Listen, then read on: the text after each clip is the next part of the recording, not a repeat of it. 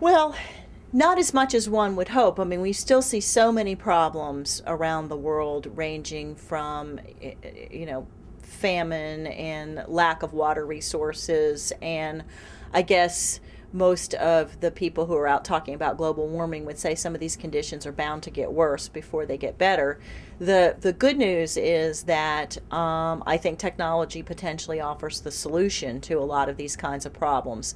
For countries that have not yet built up any kind of a communications infrastructure, I mean, unlike the United States, where we have an embedded wire based infrastructure, you can kind of skip a couple of generations of technology, go wireless, and bring those technologies down into the hands of more people more cheaply than you would have been able to a couple of generations ago.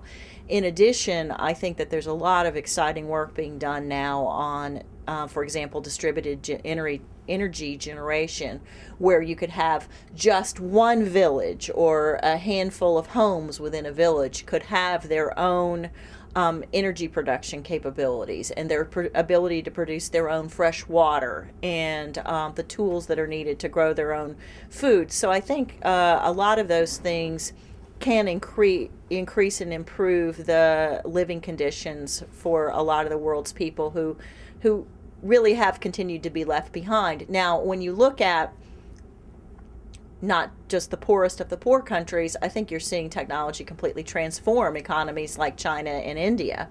And before that, it was Korea and Singapore and the other Asian economies. And while there's still a lot to criticize about the living standards and the work lives that many people in those countries are experiencing, when you compare it to the conditions that were there a decade ago, or certainly 2 decades ago, the impact that technology is having is extraordinary.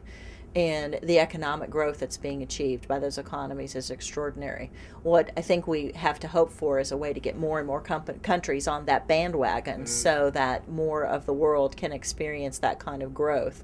And it will be of great benefit to all of us. There are a number of other promising things I was mentioning a couple of moments ago. This ocean energy technology that can use the differential in ocean temperature to generate electricity for communities that are located a certain distance below the equator, and that technology can at the same time produce fresh water. So you're seeing ways where technological advance can begin to address multiple problems in some of these very poor countries now.